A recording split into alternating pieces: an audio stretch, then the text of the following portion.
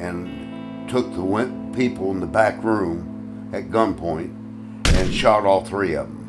FBI agents showed up, and I was talking with their supervisor. We didn't know who was going to be the lead agency because it was a bank robbery, but it was also a murder. Hello, I'm Nicholas Alexander.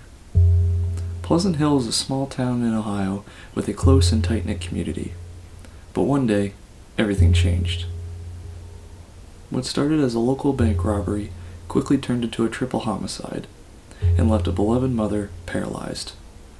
In this episode, both Gary Alexander and Bob Schwitzer recount the case, how they followed the trail of a killer driven by greed and brought justice to their hometown. This is Heartland Homicide.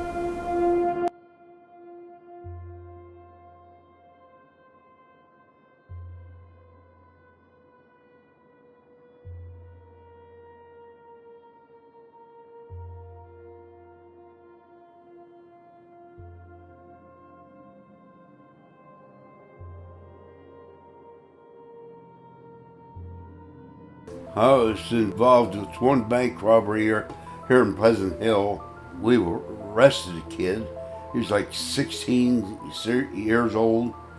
He tried to cash a check on his grandfather's checking account at the drive-up window. And the lady at that time, Thelma Leonard, would not cash it for him. So he left. Meanwhile, she wrote down the license number on one of her pads. Well, then there was an employee here in town named Tommy Lewis. Anyway, they had locked the doors, and he come up and he needed to cash a check. So they let him in, and they left the door unlocked. Well, after he came in, this kid came back, went in the bank, shot both tellers and Tommy Lewis. Well, the one teller ended up living, but she was paralyzed, Thelma Leonard.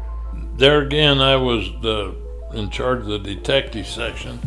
I believe I was at the office when the call come in. When I got there, I made sure that evidence officers was assigned to collect the evidence.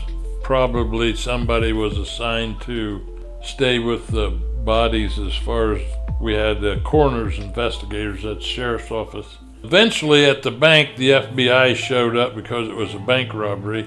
Several FBI agents showed up, and I was talking with their supervisor, and we didn't know who was going to be the lead agency because it was a bank robbery, but it was also a murder. So myself and the FBI supervisor decided that David Sean Michael had been arrested at his residence on Stitcher Road. One of the FBI agents and myself would go pick up David Sean Michael and take him to the sheriff's office and interview him. That same day, my brother-in-law and niece, who lived next door to David Sean Michael, found the gun in a cornfield that he had thrown after and killed two people and shot and seriously injured a third. All three of them people I knew because I was from Pleasant Hill, small town. The one thing that was interesting about this case was not guilty by reason of insanity defense, which was something new for me. We had done a very thorough job of interviewing witnesses and the suspect, so we had all the information we needed to prove that he was not insane at the time of the crime. He was convicted, sentenced to 40 years, and I believe that was 1991. He's due up for parole here in probably 2 or 3 years. You know, it was a double homicide, and a third lady was paralyzed for the rest of her life. How they'll feel about that.